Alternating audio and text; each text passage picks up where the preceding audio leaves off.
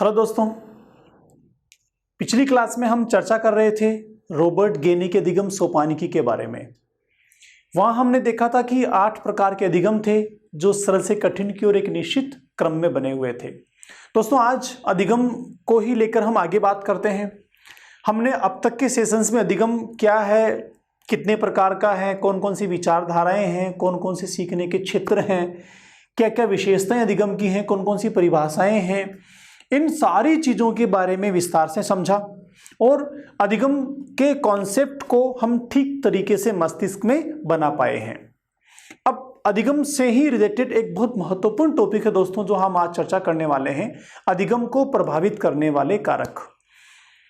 अधिगम को प्रभावित करने वाले कारक जो हैं वो हम क्यों पढ़ेंगे, हमारे सिलेबस में क्यों हैं, पहले वो जान लें, उसके बाद हम आगे चलेंगे। दोस्तों, मैंने पहले भी कई सारी क्लासेस में डिस्कशन किया है आपके साथ कि जो भी टॉपिक हमारे सिलेबस में होते हैं कहीं ना कहीं हमारा व्यक्तिगत कक्ष में उनके साथ रिलेशन होता है। उस टॉपिक से रिलेटेड स्किल एक शिक्षक में विकसित होनी चाहिए ताकि वो कक्ष में काम आ सके। इस उद्देश्य को लेकर हमारे सिलेबस में सारे बिंदु निर्धारित किए गए हैं। तो अधिगम को प्रभावित करने वाले कारकों से हम शिक्षकों का क्या लेना देना? दोस्तों, बहुत गहरा रिलेशन है। क्या रिलेशन है कि हम शिक्षक जब बच्चों के साथ में काम कर रहे हैं, बच्चों को सिखा रहे हैं, बच्चों में अधिगम की प्रक्रिया को निर्धारित कर रहे हैं, उस दौरान ऐसे सारे कारक हमें पता होने चाहिए शिक्षक होने के नाते, जो किसी भी रूप में सीखने की प्रक्रिया के साथ उनका संबंध होता है। क्यों जरूरी है हमारे जानना?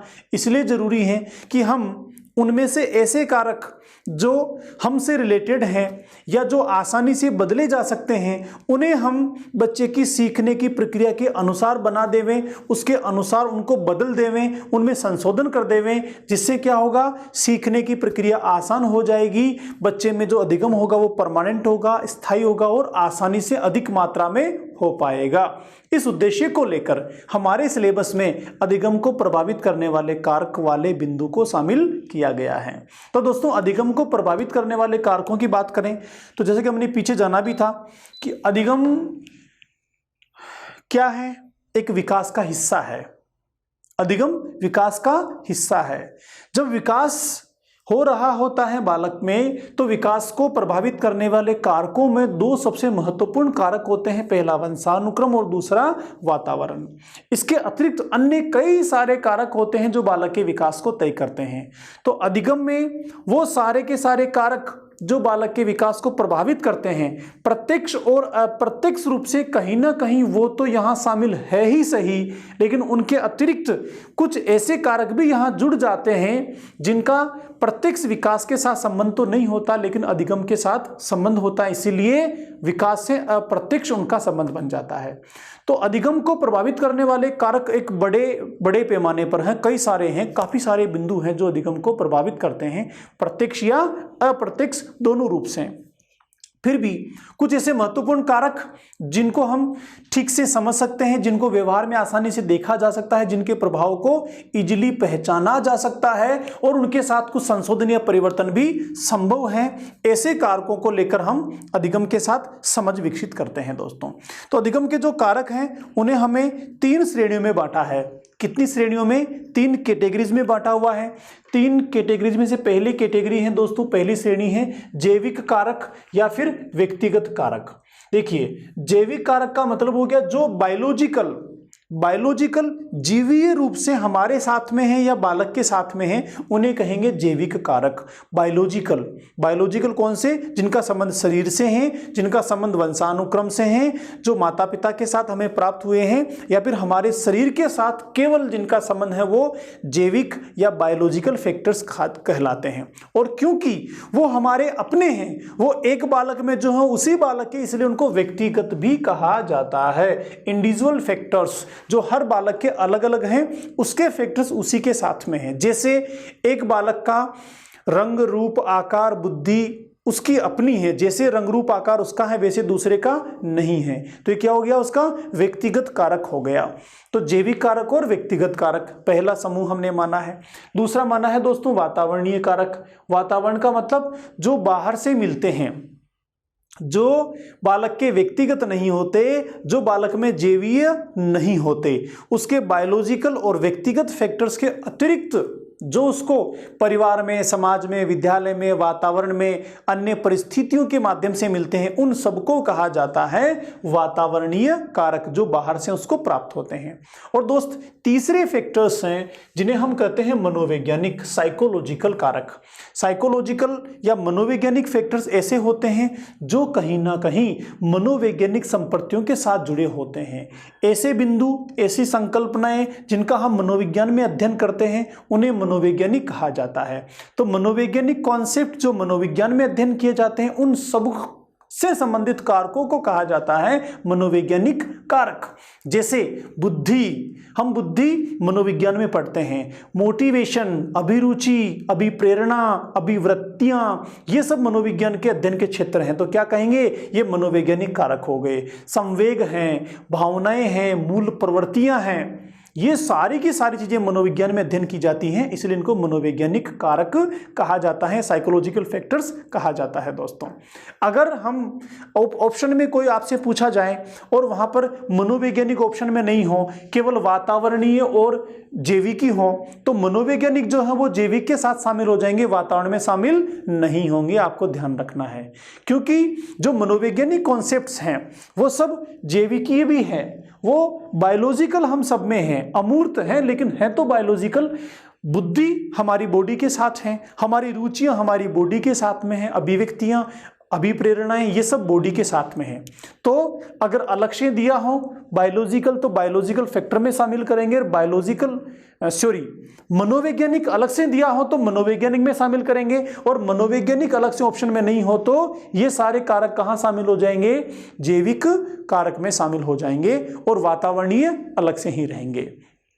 तो 3 कैटेगरीज के द्वारा, 3 वर्गों के द्वारा हमने अधिगम को प्रभावित करने वाले कारकों को बांटने की कोशिश की है। चलिए एक एक बिंदु को समझते हैं।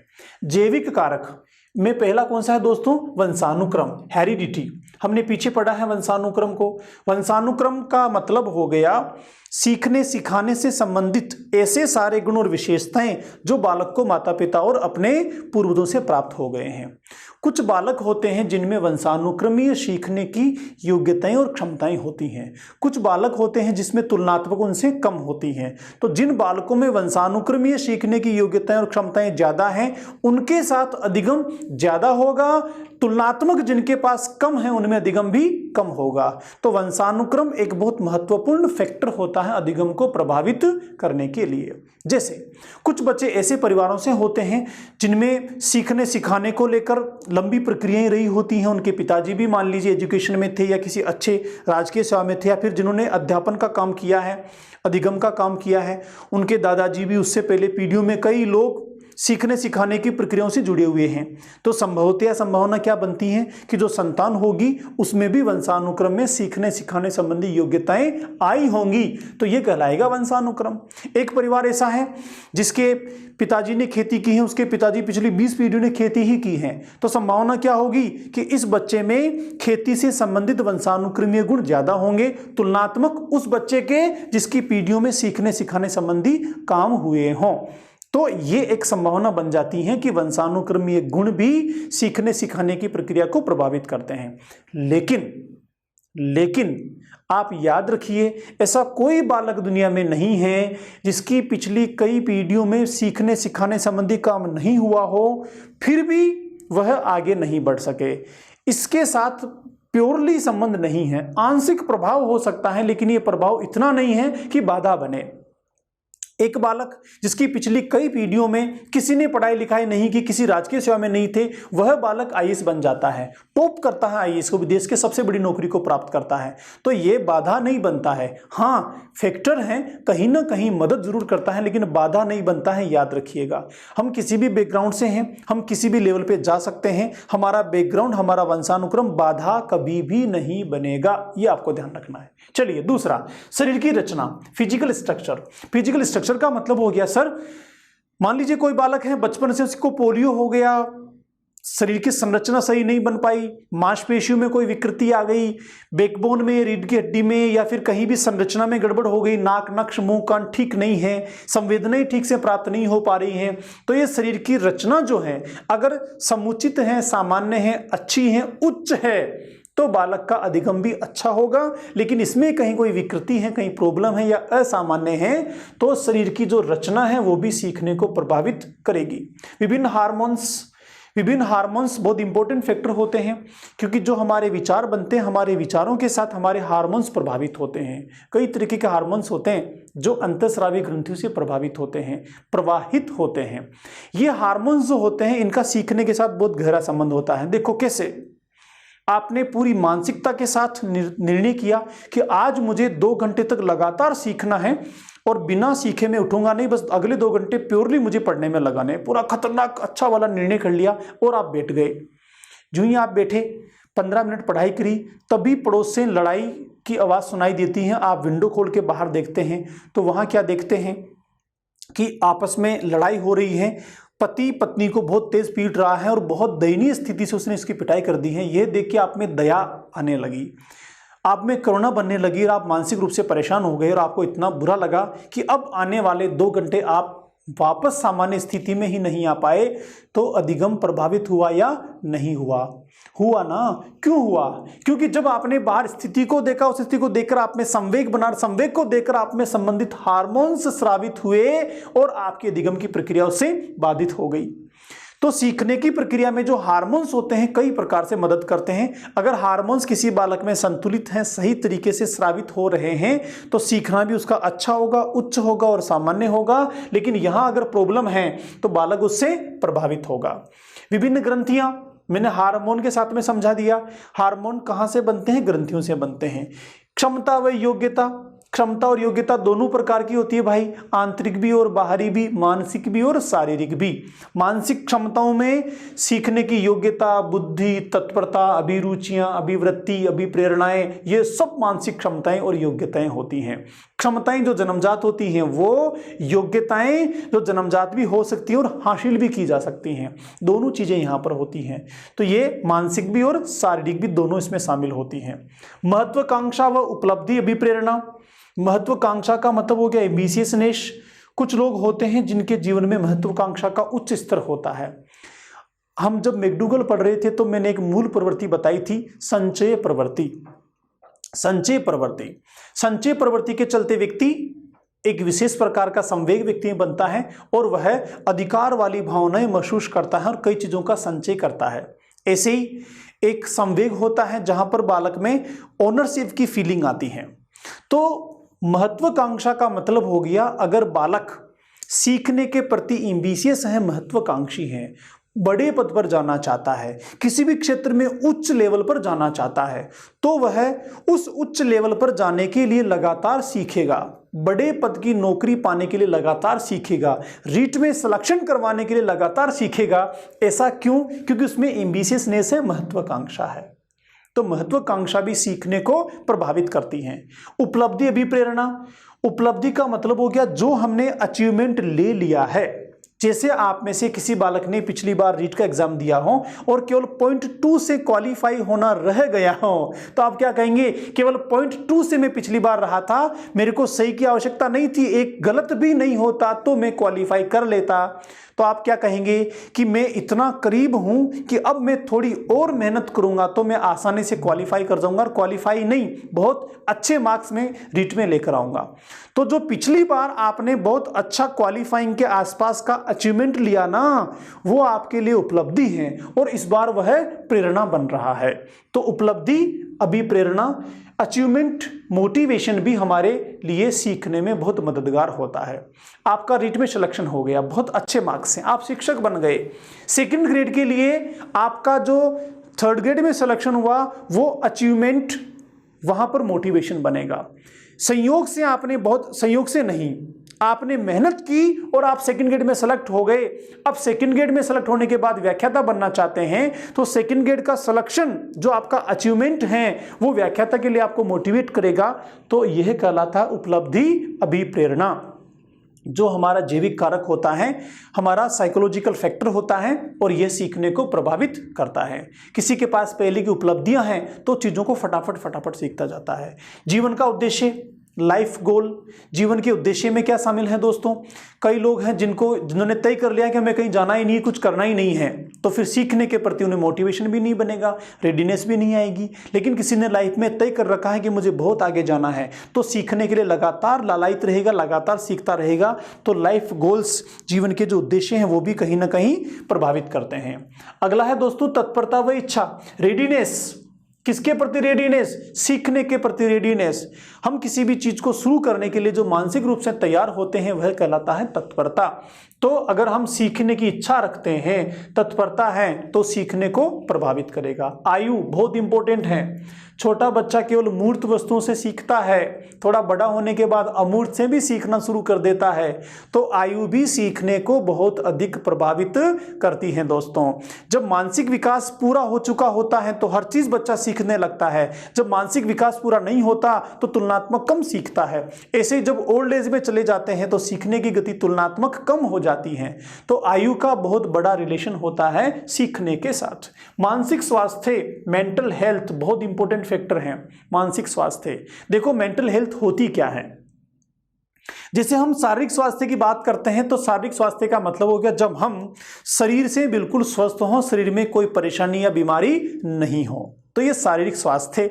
ऐसे ही हम मानसिक रूप से बिल्कुल स्वस्थ हों, मस्तिष्क में कोई तनाव, परेशानी, चिंता, द्वंद्व, कुंठा ये सब नहीं हो, तो वह कहलाएगा मानसिक रूप से स्वस्थ होना। मानसिक स्वास्थ्य बड़ा मुश्किल कंपोनेंट है, बड़ा मुश्किल अचीवमेंट है, लेकिन अगर हम समझते हैं तो मानसिक स्वास्थ्य बनाया जा सकता है।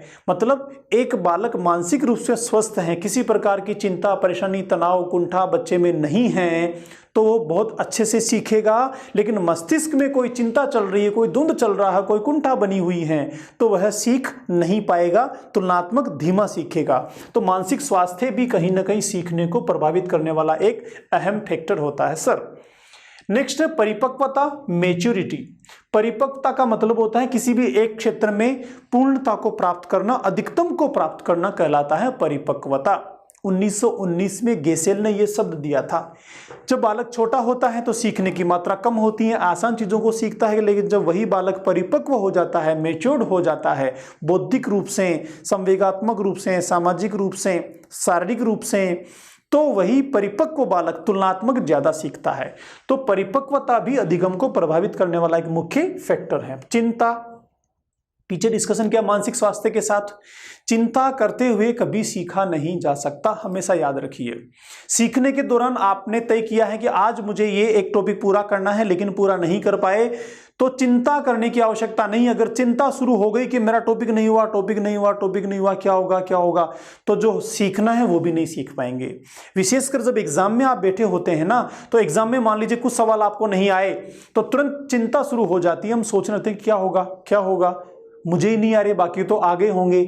अगर ये स्थिति आ गई तो तुरंत मानसिक प्रोसेस जो है वो नेगेटिव मोड पर चला जाता है और हम सकारात्मक की बजाय नकारात्मक सोचना शुरू कर देते हैं। जो ही नकारात्मक सोचना शुरू करते हैं तो मस्तिष्क की सृजनात्मकता, उपजाऊपन, फर्टिलिटी बाधित होती है और जो चीजें आती हैं वो भी हम भूलने लगते हैं, जो सही है वो भी गलत होने लगता है और हम कंफ्यूजिंग होने लगते हैं। कंफ्यूज होने लगे तो 4 में से आपको 2-2 आंसर दिखने लगेंगे और समस्या ही समस्या हो जाएगी। इसीलिए जब एग्जाम दे रहे हो, कुछ क्वेश्चन नहीं आए तो कोई परवाह नहीं करनी। आप क्या ध्यान रखेंगे कि मुझे नहीं आता तो किसी को भी नहीं आता, तो चिंता नहीं बनेगी, और चिंता नहीं बनेगी तो सीखने की प्रक्रिया लगातार आगे चलती रहेगी। अगला है दोस्तों ज्ञानेंद्रियों का प्रयोग, बहुत इंपॉर्टेंट है। पीछे जब हम संवेदना सीख रहे थे तब मैंने आपको बताया था कि किसी भी प्रकार के ज्ञान का आधार होता है हमारी संवेदनाएं, सेंसेशंस। जीन पियाजे की परिभाषा है। बुनियादी होता है, सीढ़ी होता है ज्ञान की, पहली सीढ़ी। ज्ञानेंद्रियां, हम सीखने की प्रक्रिया में जितनी ज्ञानेंद्रियों को शामिल करेंगे सीखने की प्रक्रिया उतनी ही ज्यादा मजबूत होगी और उच्च स्तरीय होगी।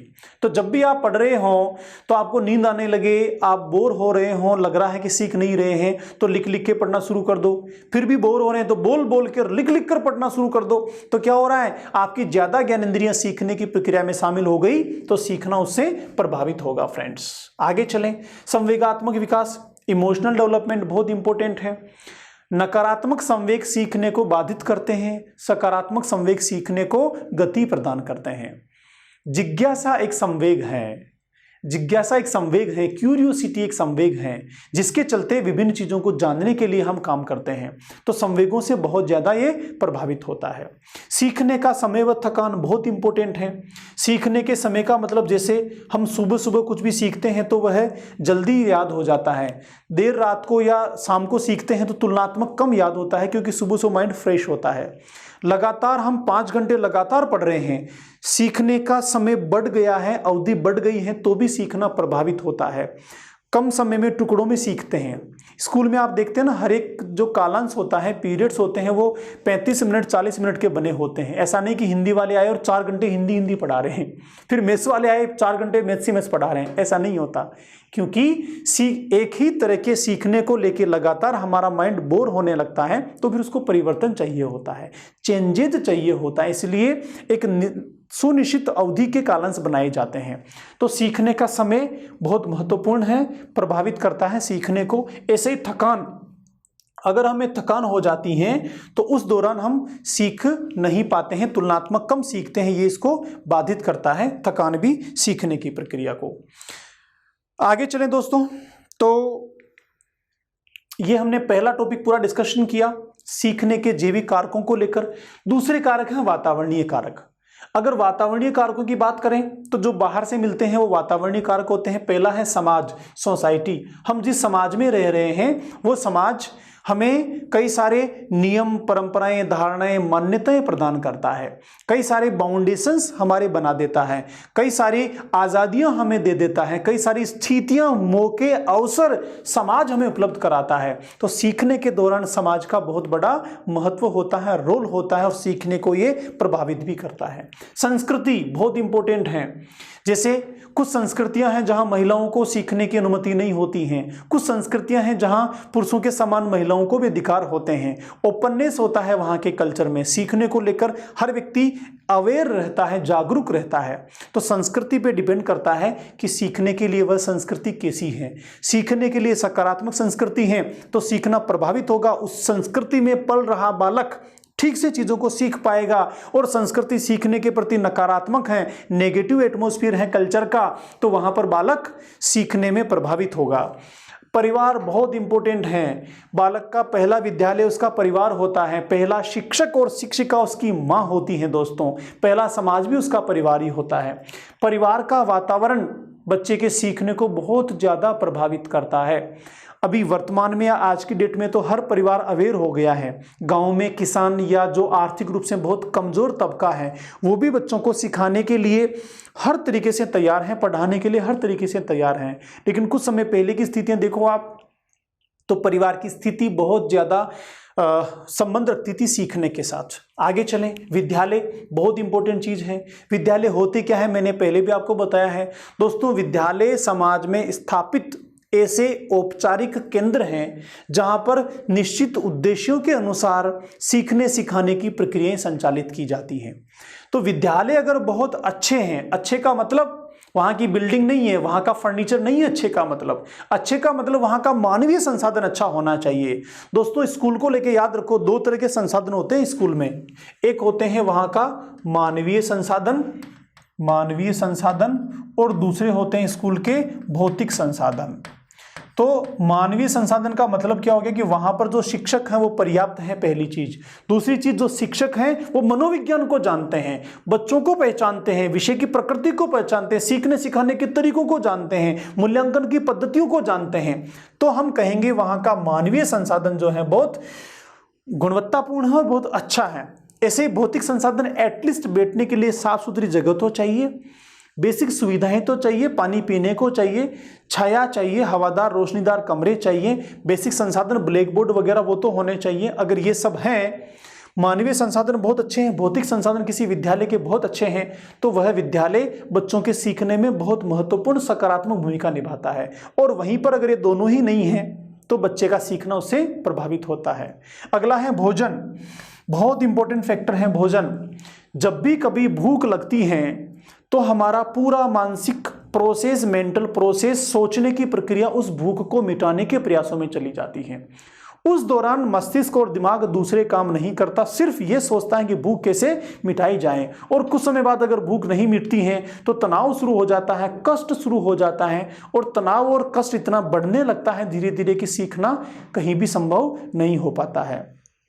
इसलिए भोजन का बहुत महत्वपूर्ण है सीखने के साथ। इस चीज को लेकर आजकल जो हमारे गवर्नमेंट स्कूल है वहां पर मिड डे मील की व्यवस्था भी की गई है। किसकी व्यवस्था? मिड डे मील की व्यवस्था की गई है, मध्याह्न भोजन की व्यवस्था की गई है। एमडीएम कहते हैं इसको। पोषण तो बनाता ही है, पोषण के साथ साथ बालकों को दोपहर में खाना मिल जाता है तो उनकी भूख मिट जाती है, भोजन की पूर्ति हो जाती है और बच्चा आराम से स्कूल का समय समाप्त होने तक सीखता है और महत्वपूर्ण चीजों में वो शामिल भी हो पाता है। मित्र बहुत इंपॉर्टेंट चीज है, संगत एसोसिएशन बनाती है। संगत मित्र अगर अच्छे हैं, सीखने वाले हैं तो बालक सीखेगा, मित्र नहीं सीखने वाले हैं तो ये उनका मित्र भी नहीं सीखेगा। कई बार कक्षा में जब समूह होते हैं, एक अच्छे बच्चों का ग्रुप होता है, एक तुलनात्मक कमजोर बच्चों का ग्रुप होता है। एक सामान्य बच्चा जो नया एडमिशन लेता है स्कूल में, अगर वो अच्छे बच्चों के समूह में शामिल हो जाता है, उनसे दोस्ती कर लेता है, तो भले ही वो पिछले विद्यालय में थोड़ा कमजोर भी था तो भी नए दोस्तों के साथ धीरे धीरे सीखने लगता है और उसकी उपलब्धियां पहले की तुलना में उच्चतर हो जाती हैं।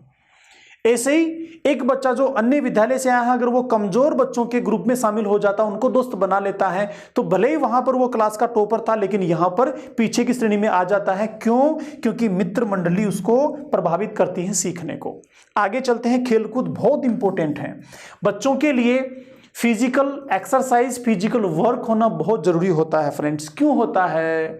क्योंकि सीखना एक मानसिक प्रक्रिया है, मस्तिष्क में संचालित होता है और मानसिक प्रक्रिया तब ठीक तरीके से काम करती है जब हम फिजिकल रूप से फिट होते हैं, फिजिकल रूप से स्वस्थ होते हैं।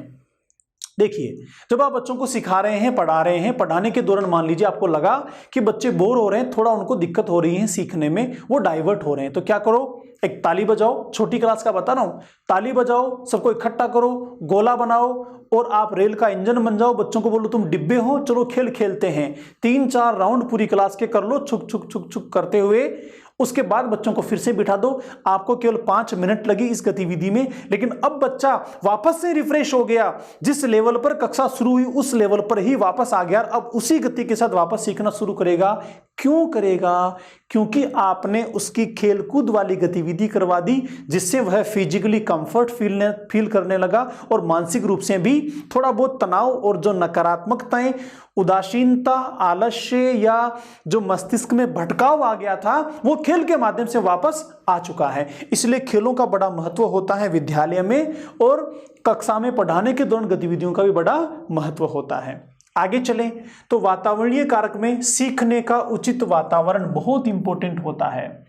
मैंने कई बार कहा है, हम शिक्षक होने के नाते बच्चों को सिखाते नहीं हैं, हम सिर्फ बच्चों के सामने सीखने सिखाने की स्थितियां बनाते हैं, हम सिचुएशंस बनाते हैं।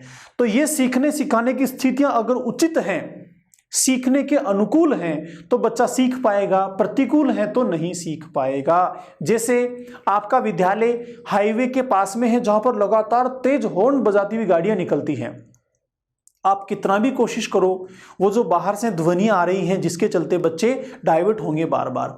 आपका स्कूल ऐसे एरियाज में है जहां पर बगल में कोई बहुत गंदी जगह है, वहां से लगातार स्मेल आती रहती है, तो बच्चे डाइवर्ट होंगे लगातार। तो बाहरी वातावरण जो है किसी भी रूप में हो, बच्चों को सीखने में मदद करता है अगर उपयुक्त है तो, और प्रतिकूल है तो बच्चों को सीखने में बाधा भी बनता है। ये तो हो गया भौतिक वातावरण। उसके अलावा सीखने के वातावरण में शामिल होती हैं शिक्षक की गतिविधियां। शिक्षक का संप्रेषण, शिक्षक की विषय पर पकड़, शिक्षक की कक्षा कक्ष में दिए गए उदाहरण, ये सारी की सारी सिचुएशन जब आप बच्चे के साथ क्लास में एक्टिविटीज कर रहे हैं, उन सबको कहा जाता है सीखने की स्थितियां। तो ये कई सारी चीजें मिलकर सिचुएशन बनती है दोस्तों। तो ये सब भी अगर सकारात्मक है, सीखने के अनुकूल है, तो बच्चा तेजी से सीखता है, वरना ये बाधाएं भी उत्पन्न करती हैं। अगला है अध्यापक का संप्रेषण, कम्युनिकेशन स्किल। देखिए संप्रेषण का मतलब होता है सर कम्युनिकेशन, और कम्युनिकेशन हमेशा टू वे होता है, संप्रेषण द्विमुखी होता है। एक ही तरफ से चीजें नहीं जानी चाहिए क्लासरूम में। शिक्षक जितना बोलता है उससे ज्यादा उसको सुनने की आवश्यकता भी होती है। शिक्षक जो बोलता है, जो भी चीजें बच्चों को डिलीवर करता है, अगर बच्चों तक पहुंच पा रही हैं, बच्चे उन बातों को समझ पा रहे हैं, तो संप्रेषण चल रहा है, वरना संप्रेषण नहीं चल रहा है। बच्चे जो फीलिंग्स बच्चों में बन रही हैं, बच्चे जो कहना चाहते हैं, बच्चे जो महसूस कर रहे हैं, ये चीजें शिक्षक तक पहुंच रही है, तो संप्रेषण हो रहा है, वरना संप्रेषण नहीं हो रहा है। तो टू वे कम्युनिकेशन है भाई। शिक्षक की बात बच्चों तक पहुंचे, बच्चों की बात शिक्षक तक पहुंचे। बात का मतलब केवल ध्वनि और साउंड ही नहीं है, फीलिंग्स भी हैं, सीखा कि नहीं सीखा ये भी हैं, समझ में आया कि नहीं आया ये भी हैं, क्या और बताने की आवश्यकता है या नहीं बताने की आवश्यकता है, ये सारी बातें कम्युनिकेशन में आती हैं। और कम्युनिकेशन अगर किसी शिक्षक का बहुत अच्छा नहीं है, तो मेरे हिसाब से उसको व्यवसाय बदलने की आवश्यकता है। और किसी का कम्युनिकेशन बहुत बढ़िया है, तो भले रंग खराब हो, कोई फर्क नहीं पड़ता, लंबाई चौड़ाई कद काठी ये सब हो नहीं हो, कोई फर्क नहीं पड़ता, कम्युनिकेशन अगर उसका बेटर है तो वो शिक्षक अपने व्यवसाय में खड़ा है। दोस्तों कम्युनिकेशन बहुत वाइड कॉन्सेप्ट है, आगे हम इसको डिटेल से बात करेंगे। तो अगर शिक्षक का कम्युनिकेशन बहुत बढ़िया है तो सीखने को प्रभावित करेगा, और कम्युनिकेशन में कई गैप्स हैं तो सीखना उससे बाधित होगा। अध्यापक का विषय पर अधिकार बहुत इंपॉर्टेंट है, क्योंकि हम अगर खुद ही अपने विषय में कमजोर हैं तो बच्चों का सहारा कैसे बन सकते हैं। हम किसी का सहारा तब बन सकते हैं जब उनसे आगे हों।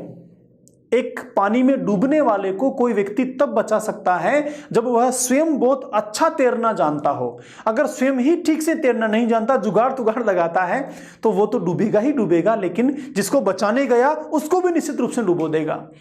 तो हम शिक्षक होने के नाते विषय पर पकड़ होना बहुत जरूरी है। जिस शिक्षार्थी के शिक्षक की अपने विषय पर पकड़ है उसका अधिगम बहुत अच्छा होगा, और जिस शिक्षक की ही पकड़ नहीं है वो हम तो डूबेंगे सनम तुम्हें भी ले डूबेंगे वाली बात यहाँ पर लागू हो जाती है। सीखने की विधियाँ, टीचिंग मेथड्स बहुत इंपॉर्टेंट है दोस्तों। विधियाँ स्तर के अनुसार बदलती हैं, विषय के अनुसार बदलती हैं, पढ़ाए जाने वाले कंटेंट के अनुसार बदलती हैं, कक्षा कक्ष के समय के अनुसार भी बदलती हैं। एक ही कंटेंट, एक ही विषय का एक ही शिक्षक अगर पहले कालांश में पढ़ाता है, उसी तरीके से अंतिम कालांश में उसको नहीं पढ़ाना चाहिए, क्योंकि अब बच्चों को थोड़ा एंटरटेन चाहिए, बच्चों को थोड़ा गैप चाहिए। तो कई चीजें हैं विधियों को लेकर। एक शिक्षक को हर विधि के साथ बदलाव के साथ शामिल होना चाहिए, परिवर्तनशील होना चाहिए। तो अगर सीखने की विधियां एक शिक्षक बहुत अच्छी अप्लाई करता है तो सीखना उसका आसान होगा, अच्छा होगा, और नहीं अप्लाई करता है तो सीखने की विधियां भी अधिगम को प्रभावित कर देगी।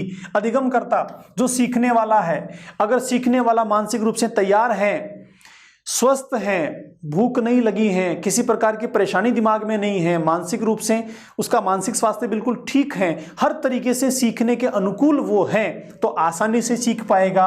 और अधिगमकर्ता में ही कहीं कोई प्रॉब्लम है तो शिक्षक कितना भी प्रयास कर ले, अधिगमकर्ता में अधिगम नहीं बन पाएगा। अधिगम के अनुभव बहुत इंपॉर्टेंट हैं। हम जब भी कोई नया लेसन शुरू करते हैं ना, तो पीछे की बात को हम रिवाइज करते हैं, फिर नई बात चालू करते हैं। क्यों? क्योंकि जो पहले सीखा था उसको नए अधिगम बिंदु के साथ एसोसिएट करना होता है, साहचर्य बनाना होता है। इसमें अनुभव की मदद होती है, अनुभव सहायक होता है। दूसरी चीज, सीखने के बाद क्या बालक सीख पाया, यह भी उसके अनुभव में शामिल होता है। तो सीखने के अनुभव अगर किसी बालक में है तो उससे सीखना आसान हो जाएगा, मदद मिलेगी, और नहीं है तो कहीं ना कहीं बाधाएं बनेगी। मानवीय और भौतिक संसाधन मैंने पीछे डिस्कशन किया विद्यालय के साथ, वही चीज यहां पर है। संपूर्ण परिस्थितियां जिसमें सारे के सारे शामिल हैं, मानवीय संसाधन, भौतिक संसाधन, शारीरिक स्वास्थ्य, मानसिक स्वास्थ्य, टीचिंग मेथड्स, शिक्षक, संप्रेषण, सब कुछ, सारी परिस्थितियां सीखने के साथ शामिल होती हैं। अगर अनुकूल हैं तो बहुत अच्छा अधिगम होता है, और प्रतिकूल है तो अधिगम कहीं ना कहीं प्रभावित होता है दोस्तों। तो ये हमने दो फैक्टर्स या फैक्टर्स के दो कैटेगरीज को समझा। अब चलते हैं अंतिम मनोवैज्ञानिक कारकों की ओर। मनोवैज्ञानिक कारक ऐसे होते हैं जो मनोविज्ञान के साथ संबंध रखते हैं, मैंने पीछे आपको बताया था। जैसे बुद्धि, एक साइकोलॉजिकल कॉन्सेप्ट है बुद्धि।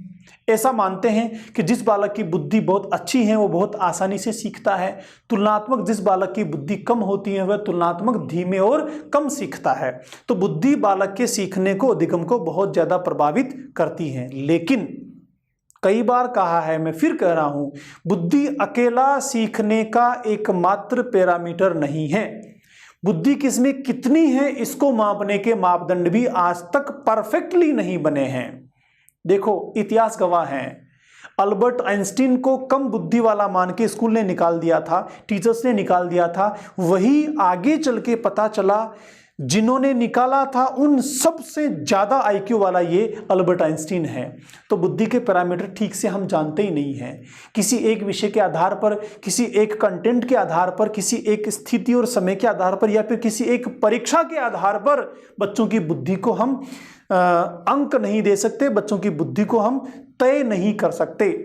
फिर भी बुद्धि की मात्रा, बुद्धि की स्थिति, बुद्धि का लेवल सीखने को प्रभावित करने में अहम भूमिका निभाता है।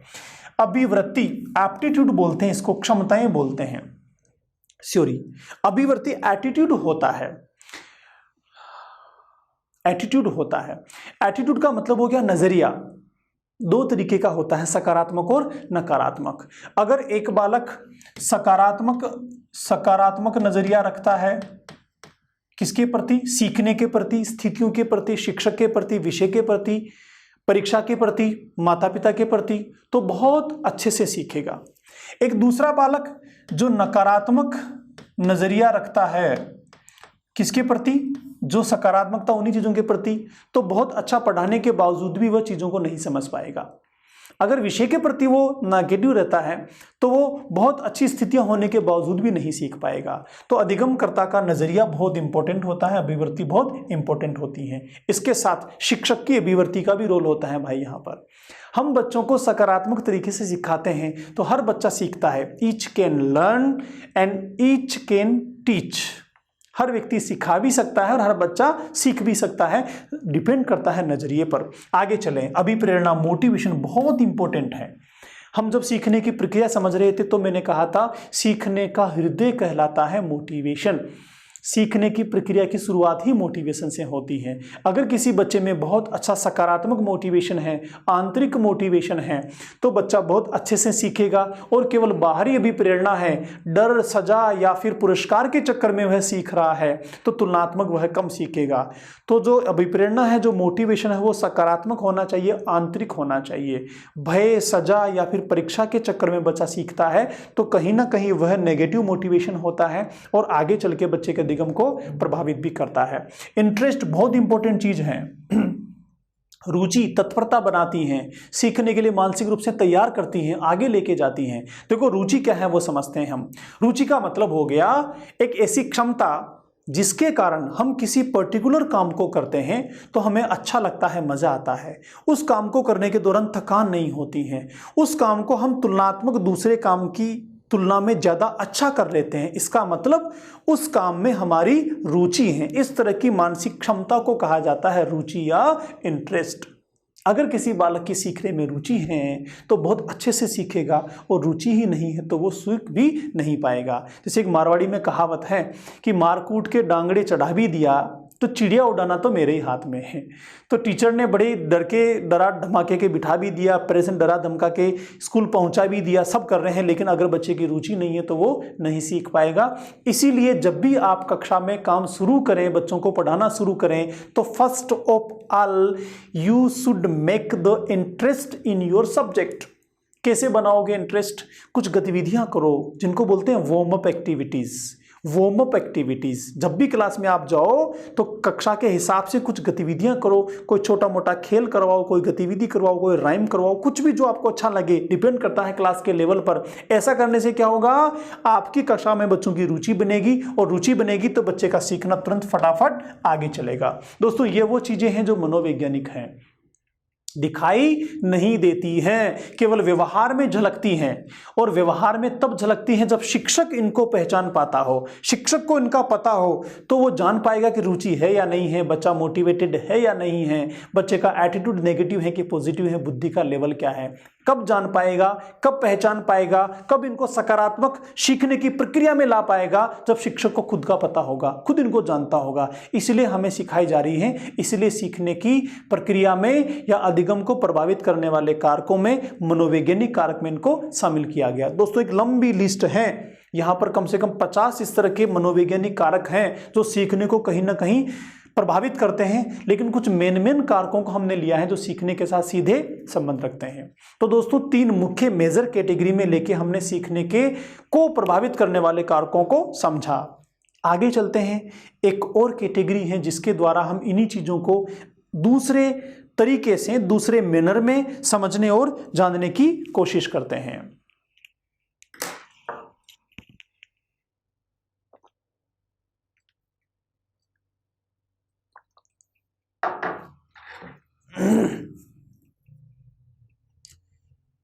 पीछे हम अधिगम के प्रभावित करने वाले कारकों को 3 कैटेगरी में पढ़ रहे थे।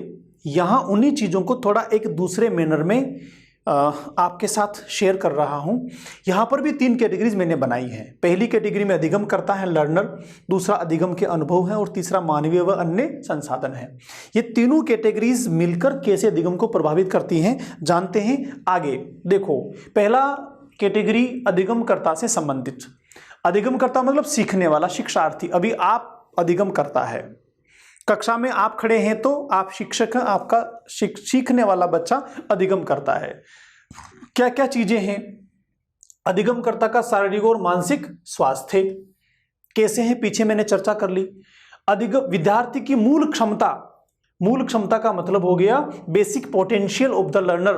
जैसे आप जब 11वीं क्लास में बच्चों को सब्जेक्ट लेने की बात करते हैं तो आप देखते हैं कि पोटेंशियल है कि नहीं, पोटेंशियल किस तरीके का है, ये मैथ्स चला पाएगा या बायो चला पाएगा या फिर आर्ट्स दिलाने की आवश्यकता है। तो डिपेंड करता है बच्चे की मूल क्षमताओं पर, उसके पोटेंशियल पर।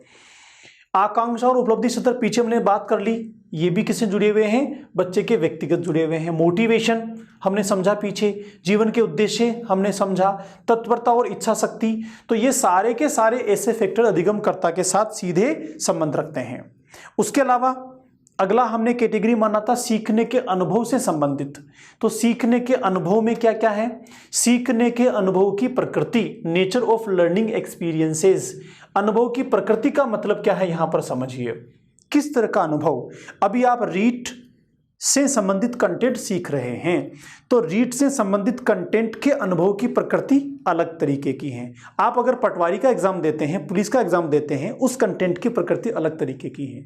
आप नीट देते हैं, आईआईटी का एग्जाम देते हैं, उसकी प्रकृति अलग तरीके की होती है। तो मैंने 3 एग्जाम्पल दिए, तीनों ही जगह सीखने का काम हो रहा है, तीनों ही जगह सीखने के अनुभव हो रहे हैं, लेकिन इनकी प्रकृति डिफरेंट होती है। जिस तरीके से आप साइकोलॉजी सीखते हो, बाल विकास सीखते हो, उस तरीके से हिंदी और संस्कृत नहीं सीख सकते। जिस तरीके से हिंदी और संस्कृत सीखते हो उस तरीके जीके नहीं सीख सकते, क्योंकि तीनों की प्रकृति अलग अलग है। हिंदी और संस्कृत विषय होते हैं, सब्जेक्ट होते हैं या लैंग्वेज होते हैं? बताओ। हिंदी और संस्कृति सब्जेक्ट नहीं है, लैंग्वेजेस हैं, भाषाएं हैं, और भाषा को सीखने का मैनर अलग होता है। सामाजिक जीके जो है वो लैंग्वेज नहीं है, वो सब्जेक्ट है, उसको सीखने का तरीका अलग होता है। हमारा साइकोलॉजी बाल विकास व्यवहार का विषय है, अमूर्त विषय है, इसको सीखने का तरीका भी डिफरेंट होता है। इसीलिए सीखने के अनुभव और उनकी प्रकृति भी अलग अलग होती है। सीखने की पद्धति बहुत इंपॉर्टेंट चीज है। सीखने की पद्धति कि सीखने के दौरान बच्चा किस तरीके से सीख रहा है, किस तरीके से सिखाया जा रहा है। ये पद्धति और मेथड भी बहुत रोल प्ले करता है किसके साथ, सीखने के अनुभवों के साथ। अगर सीखने की पद्धति बहुत अच्छी है, उचित है, तो अनुभव बहुत अच्छे होंगे, और अनुचित है तो वो उससे प्रभावित होंगे। अतीत के साथ वर्तमान को जोड़कर सीखना बहुत इंपॉर्टेंट है। अतीत का मतलब पूर्व ज्ञान के साथ नवीन ज्ञान, पूर्व अनुभव के साथ नवीन अनुभव, ये कहलाता है अतीत के साथ जोड़ना। आप देखते हैं जब भी मैं डिस्कशन करता हूं तो जो भी कोई टॉपिक आता है पीछे वाली चीज को वापस से रिकॉल करता रहता हूं बार बार। कहीं भी संज्ञान आया तो जीन पियाजे बीच में आ जाता है। इसका मतलब क्या है कि पीछे की चीज़ों को जोड़ते हुए सीखना। जब आप रोजाना सीख रहे हैं तो पीछे का भी रिवाइज भी आप करते हैं, रोजाना करते हो ना। ऐसा तो नहीं केवल पढ़े जा रहे हो पीछे का रिवाइज ही नहीं कर रहे हो। अगर पीछे का रिवीजन नहीं कर रहे हैं भाई तो ये फैक्टर वीक हो जाएगा। अतीत से जोड़कर सीखने का मतलब है जो पहले सीखा है वो भी आगे के सीखने में मददगार हो। कब होगा, जब हम बार बार रिवीजन करते रहेंगे, रेगुलर रिवीजन करेंगे। रोजाना उठकर सबसे पहले जब आप पढ़ना शुरू करो तो एक बार पहले पीछे वाले पन्ने पलटो फटाफट, फिर नया शुरू करो। उससे क्या होगा, जो आपने पहले सीखा है वो आगे के सीखने में मददगार होगा। इससे सीखने के अनुभव ज्यादा अच्छे होंगे और आपकी लर्निंग प्रभावित होगी। सीखने के एक क्षेत्र के साथ दूसरे क्षेत्र का संबंध बहुत इंपॉर्टेंट है। एक क्षेत्र से दूसरे क्षेत्र का संबंध कैसे, जब आप साइकोलॉजी सीख रहे हो, मनोविज्ञान पढ़ रहे हो, तो मनोविज्ञान में जब सीखने की प्रक्रिया समझ रहे हो, इस सीखने की प्रक्रिया को आपने समझ लिया, जान लिया, और आपने अपने साथ इसको अप्लाई करना शुरू कर दिया। और यह सीखने की प्रक्रिया अगर आप सामाजिक या जीके पढ़ने में अप्लाई करते हो तो यहां पर क्या हो गया, सीखने के एक क्षेत्र का दूसरे क्षेत्र में उपयोग करना। आगे हम पढ़ेंगे लर्निंग ट्रांसफर, अधिगम का स्थानांतरण। तो वहां सकारात्मक स्थानांतरण होता है, वो भी सीखने के अनुभवों के साथ जुड़ा होता है। आगे चलें, नेक्स्ट, अधिगम, अधिकतम ज्ञानेंद्रियों का प्रयोग। सीखने के अनुभवों से संबंध होता है। अधिकतम जितनी ज्ञानेंद्रियां सीखने की प्रक्रिया में आप शामिल करेंगे उतना ज्यादा आपका अधिगम होगा। इसलिए जब भी आप पढ़ रहे हो, सीख रहे हो, तो कॉपी पेन हाथ में रखो, बोल के पढ़ो, बस पड़ोसी डिस्टर्ब नहीं होना चाहिए, ध्यान रखना। तो बोलकर लिखकर पढ़ोगे तो बहुत अच्छी लर्निंग होगी, पहला। दूसरा, आपका माइंड डाइवर्ट नहीं होगा। क्यों हुआ ऐसा, क्योंकि ज्ञानेंद्रियों का अधिक उपयोग हो रहा है। संशोधन और अभ्यास बहुत इंपॉर्टेंट है।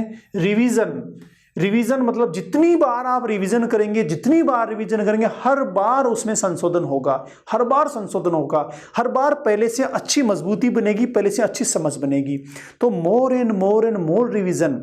कब, जब आप सीखने की प्रक्रिया में शामिल हों। उसके अलावा अभ्यास भी चाहिए, लगातार। जितने ज्यादा ऑब्जेक्टिव ऑफ साइकोलॉजी में सोल्व करोगे उतना ही आपकी समझ बनेगी और आपकी सीखने की प्रक्रिया मजबूत होगी। तो सीखने में संशोधन और अभ्यास आपको लगातार प्रभावित करता है। उचित प्रतिक्रियाओं का प्रावधान और सुदृढ़ीकरण बहुत इंपॉर्टेंट है। Provision of proper feedback and reinforcement. देखो, फीडबैक का मतलब क्या होता है, अभी जब आप मेरी क्लास को कर रहे हैं तो इस क्लास को समझने के बाद 2-3-4 क्लास होने के बाद इनसे रिलेवेंट एक क्वेश्चन सेट आपको मिलेगा ऐप में। जब उसको आप सोल्व करेंगे तो सोल्व करने के दौरान आप देखेंगे कि 15 क्वेश्चन में से मैं 8 क्वेश्चन कर पाया, तो आपको आपके सीखने का फीडबैक मिला, उचित प्रक्रिया मिली। क्या कि मुझे और ज्यादा मेहनत करने की आवश्यकता है। आपने फिर से मेहनत की और 15 क्वेश्चन में से आपके 12 क्वेश्चन सही होंगे, तो भी आपको फीडबैक मिला क्या, कि हाँ ये मेरी गति ठीक है, मुझे इसी गति से सीखना है। फिर आपने बाद में जब टेस्ट सीरीज को किया तो टेस्ट सीरीज में देखा कि बाकी सारे क्वेश्चन तो आप कर पा रहे हैं, लेकिन अधिगम संबंधी कोई भी क्वेश्चन आया तो वो हर बार 2-3-4 टेस्ट में गलत हुआ। इसका मतलब आपको क्या फीडबैक मिला, कि मुझे लर्निंग टॉपिक को दोबारा सीखने की आवश्यकता है। हाँ, संज्ञानात्मक विकास वाले सारे क्वेश्चन मेरे सही हुए, मतलब ये टॉपिक मेरा क्लियर है, मुझे अब इसकी बजाय उस टॉपिक पे ज्यादा फोकस करना है जहां के क्वेश्चन मेरे गलत हो रहे हैं। तो जब आप टेस्ट सीरीज दे रहे हो तो विश्लेषण करना कि पिछले 3 पेपर में जो क्वेश्चंस मेरे गलत हुए वो क्वेश्चन स्पेशल किस टॉपिक से रिलेटेड थे। तो आपको पता चलेगा कि मेरा ये वाला टॉपिक जो है यहां मुझे और काम करने की आवश्यकता है। इसको हम कहते हैं सुदृढ़ीकरण, रीइंफोर्समेंट। आपने फीडबैक प्राप्त किया कि लर्निंग वाला टॉपिक मेरे को समझ में नहीं आया, यहां से मेरे क्वेश्चन गलत हो रहे हैं। लर्निंग वाले टॉपिक को आपने 5, 6, 7 बार वीडियो को देखा, फिर से समझा, और अब जब आप टेस्ट दे रहे हैं तो अब आपके लर्निंग टॉपिक वाले सारे क्वेश्चन सही होने लगे हैं, तो क्या हो गया, ये आपका सुदृढ़ीकरण हो गया, रीइंफोर्समेंट हो गया। बहुत इंपॉर्टेंट चीज है ये, मैंने आपको अपने हिसाब से समझा दिया। कक्षा में जब बच्चों के साथ में काम करो तो वैसे इसको अप्लाई कर देना। आगे चलें, उपयुक्त शिक्षण विधियां और चयन। उपयुक्त शिक्षण विधियों का चयन और शिक्षण, मैंने अभी रिसेंटली कहा था जब पीछे हम बात कर रहे थे कि टीचिंग मेथड्स बहुत इंपॉर्टेंट होते हैं, बहुत ही महत्वपूर्ण होते हैं। सिखाने का तरीका, सीखने का तरीका बहुत महत्वपूर्ण होता है। दोस्त, तरीका ही तो है जो किसी आदमी को बहुत आगे लेके जाता है। दौड़ते तो हर कोई हैं, लेकिन एक व्यक्ति के दौड़ने का तरीका ऐसा है जो गोल्ड मेडलिस्ट बना देता है। क्रिकेट तो हर कोई खेलते हैं, लेकिन सचिन के खेलने का तरीका ऐसा है कि वो उसको मास्टर ब्लास्टर बना देता है, क्रिकेट का भगवान बना देता है। तो तरीके में फर्क होता है। पढ़ाता हर कोई है, शिक्षक हर कोई होता है, सीखता हर कोई है, सीखने वाला विद्यार्थी हर कोई होता है, लेकिन जिसके तरीके परफेक्ट होते हैं वो अन्य से अलग हो जाता है। सीखने की मात्रा वहां पर बहुत अच्छी बन जाती है, सीखने में क्वालिटी वहां पर बहुत हो जाती है। इसलिए विधियों का चयन करना और उन विधियों के अनुसार सिखाना बहुत महत्वपूर्ण होता है। तीसरी और अंतिम कैटेगरी जो मानवीय व अन्य संसाधनों से जुड़ी हुई है सीखने को लेकर। शिक्षक की गुणवत्ता, मैंने पीछे आपसे कहा, गुणवत्ता के अंदर सारी बातें आ गई। शिक्षक की विषय पर पकड़ आ गई, शिक्षक का कम्युनिकेशन आ गया, संप्रेषण आ गया, उसका व्यवहार आ गया, उसके संवेग आ गए, उसके अंडरस्टैंडिंग आ गई, उसका डिवोशन आ गया, उसका व्यक्तित्व आ गया। सारी चीजें शिक्षक की गुणवत्ता में शामिल होती हैं। तो शिक्षक अगर क्वालिटी वाला है तो बालकों को सिखाना आसान हो जाएगा, बालक आसानी से सीख पाएंगे।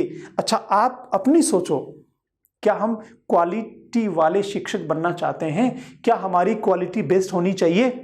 तो मेरी सारी बातों को सीखने के साथ अप्लाई भी करना, डेफिनेटली आप बेस्ट टीचर बन जाएंगे आगे चल के। सामाजिक और भावात्मक वातावरण बहुत इंपॉर्टेंट है। सामाजिक पहलू बालक के जीवन को हर पल प्रभावित करते हैं। जिस परिवार से बालक बिलोंग करता, जिस समाज से बालक बिलोंग करता, जैसे माता पिता का नजरिया है वो बालक को लगातार प्रभावित करते रहते हैं। किस रूप में? इमोशनल रूप में, भावात्मक रूप से।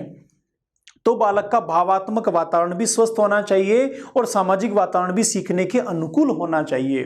तो सीखने में इसका बहुत बड़ा रोल होगा। शिक्षण सामग्री की उपलब्धता और सुविधाएं, मैंने पीछे डिस्कशन किया कि कक्षों में आपके पास पर्याप्त सामग्री होनी चाहिए और सुविधाएं भी होनी चाहिए। ऐसा होने से क्या होगा, सीखना आसान हो जाएगा। अभी आप जब रीट का प्रिपरेशन कर रहे हैं तो पर्याप्त बुक्स आपके पास में है, पर्याप्त सामग्री आपके पास में है, आप ऐप खरीद के मेरे साथ रूबरू हो रहे हैं, तो ये सारी की सारी सीखने की सुविधाएं हैं। अगर ये हैं तो सीखना अच्छा होगा। किसी बालक को ये सब नसीब नहीं हो पा रहा तो तुलनात्मक उसका सीखना आपसे कम होगा, उसको ज्यादा संघर्ष करना पड़ेगा आपके बराबर आने में। आपको तुलनात्मक उससे कम संघर्ष करना पड़ेगा, क्योंकि ये जो सामग्रियां हैं, ये जो संसाधन हैं, ये आपके सीखने में मदद कर रहे हैं। तो आपका उसमें जो स्ट्रगल है वो तुलनात्मक कम हो जाता है। आगे चलें, अनुकूल वातावरण की उपलब्धता। मैंने पीछे भी कहा, वातावरण का मतलब भौतिक वातावरण भी है, सामाजिक वातावरण भी है, मानवीय वातावरण भी है। सारा का सारा एटमॉस्फेयर परफेक्ट होना चाहिए, तब जाके सीखना प्रभावित होता है। और आगे इन 3 कैटेगरीज के अलावा कुछ और फैक्टर्स हैं जो किसी न किसी रूप से बालक के सीखने को प्रभावित करते हैं। एक बार फटाफट इनको भी देख लेते हैं। प्रेरणा, पीछे मैंने समझा दिया आपको। मोटिवेशन, आवश्यकता बहुत इंपॉर्टेंट है। हम जब सीखने की प्रक्रिया पढ़ रहे थे तो वहां पर मैंने बताया था सीखने के सोपान में, अधिगम के सोपानों में प्रेरणा, प्रेरक और आवश्यकता तीनों को साथ में लिया था। तो आवश्यकता सीखने की प्रक्रिया की शुरुआत करती है। मैच्योरिटी हमने समझ लिया, फीडबैक हमने समझ लिया, बुद्धि का स्तर हमने समझ लिया, अवधान, अटेंशन बहुत इंपॉर्टेंट चीज है। हम जब पीछे संवेदनाएं पढ़ रहे थे ना, तब मैंने सिखाया था आपको कि संवेदनाएं जो होती हैं, संवेदनाओं के साथ जब अन्य मानसिक प्रक्रियाएं होती है ना, तो अवधान जरूरी होता है। बिना अवधान के चीजें हमारे मस्तिष्क में नहीं जाती हैं। बहुत सिंपल सी भाषा में ये है भाई कि अगर अवधान है, कंसंट्रेशन है, अटेंशन है, तो दिमाग खुला रहता है, चीजें दिमाग में जाती रहती हैं। और अवधान नहीं है, अटेंशन नहीं है, तो दिमाग बंद हो जाता है, चीजें चलती रहती है लेकिन दिमाग में नहीं पहुंचती हैं। तो अवधान भी बहुत महत्वपूर्ण होता है सीखने की प्रक्रिया में। दृश्य श्रव्य साधनों का प्रयोग, बहुत इंपॉर्टेंट हैं, कक्षा के स्तर के अनुरूप होने चाहिए। सीखने का क्षेत्र योग्यता के अनुकूल बहुत इंपॉर्टेंट है कि सीखने का क्षेत्र, आपने एक ऐसा बच्चा जो आर्ट्स के लायक उसमें एबिलिटीज, उसको मैथमेटिक्स दिला दी तो फेल हो जाएगा आगे चल के। एक जो मैथ्स कर सकता है बहुत अच्छा, उसमें तर्क वितर्क वाला दिमाग है, तर्क वितर्क वाली क्षमता, उसको आज दिला दिया तो एक्सप्लेन नहीं कर पाएगा बेचारा। उसको गणित के सवाल बहुत अच्छे आते हैं, लॉजिक बहुत शानदार हैं, लेकिन वर्णन करना नहीं आता, व्याख्या करना नहीं आती, तो बहुत अच्छे मार्क्स ही वो नहीं ला पाएगा। तो बच्चों की जो एप्टीट्यूड होता है, क्षमताएं होती हैं, उनके अनुरूप सीखने के क्षेत्र होने चाहिए, तो सीखना अच्छा होगा वरना बाधित होगा। तो यह सीखने को प्रभावित करने वाला बहुत अहम सेक्टर होता है। इसीलिए क्लास 11th के बाद सब्जेक्ट को चूज करने का ऑप्शन हमारी शिक्षण व्यवस्था में है कि हम रुचियों के अनुसार, क्षमताओं के अनुसार ऐसे विषयों का चुनाव करते हैं जो हमें सीखने में आगे मदद करते हैं। निर्देशन, गाइडेंस बहुत इंपॉर्टेंट है।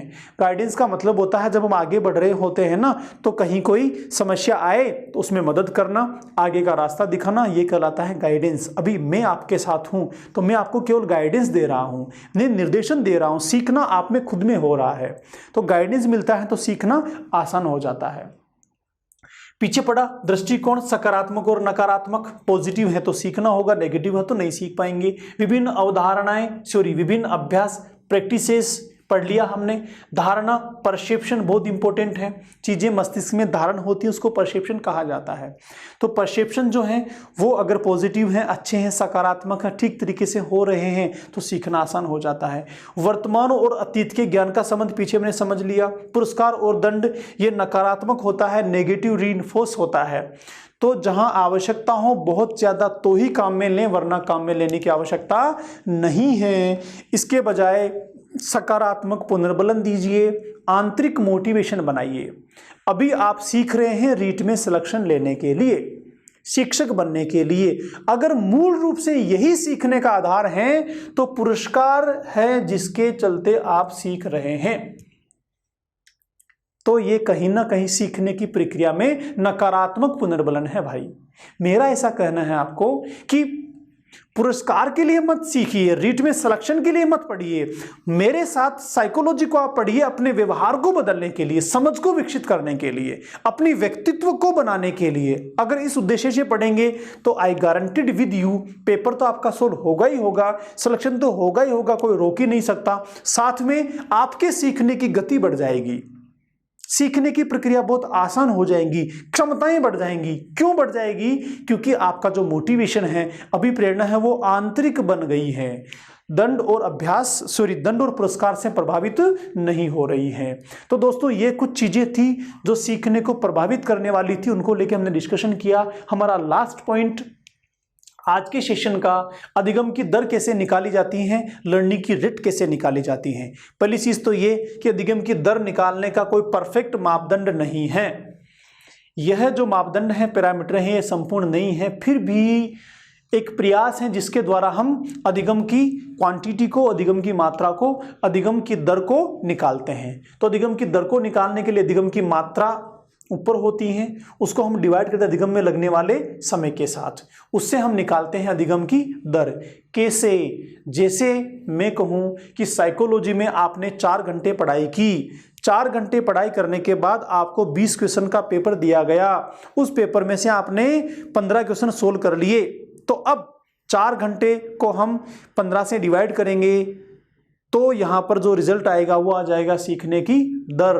ऐसे ही एक दूसरा बालक हैं जिनको भी 4 घंटे यही कंटेंट, यही साइकोलॉजी पढ़ाई गई और उनको भी वही 20 क्वेश्चन दिए गए सोल्व करने के लिए, लेकिन उन बच्चों ने 15 क्वेश्चन नहीं किए 20 में से, और 15 के बजाय वो 8 क्वेश्चन ही कर पाए। तो वहां अधिगम की दर आपसे कम हो गई। क्योंकि वो क्यों कम हुई? क्योंकि वो आरपी सर के साथ नहीं सीख रहे थे।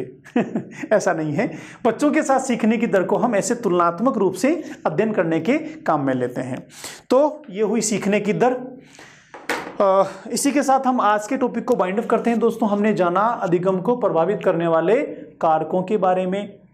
हमने शुरू में 3 कैटेगरीज में उनको समझा, जैविकीय कारक, वातावरणीय कारक और मनोवैज्ञानिक कारक। उसके बाद इन्हीं को हमने एक सब कैटेगरी में बना के अन्य तरीके से भी समझने की कोशिश की। मूलतः वही फैक्टर्स थे ऑल ओवर सारी चीज़ों को ठीक से समझने की आवश्यकता है, प्रत्येक बिंदु को अप्लाई करने की आवश्यकता है। और मेरे हिसाब से तो आप जब खुद सीख रहे हो तो सीखने के सारे तत्वों को आप अपने ऊपर अप्लाई करके देखो कि मैं जब सीख रहा हूं तो ये कारक मेरे अनुकूल हैं या नहीं है। अगर आपने सारे कारकों को आपके अनुकूल बनाने की कोशिश की, उनको ध्यान में रखकर सीखने की प्रक्रिया को संचालित किया, तो बहुत अच्छे से सीख पाएंगे। और ये कर लिया तो ये चीज हम बच्चों के साथ भी कर सकते हैं, और दोनों करना सीख गए तो इससे संबंधित क्वेश्चन तो आपके चुटकियों में सोल्व हो ही जाएंगे। तो चलते हैं आगे, अगली क्लास में मिलेंगे नए टॉपिक के साथ। तब तक के लिए नमस्कार।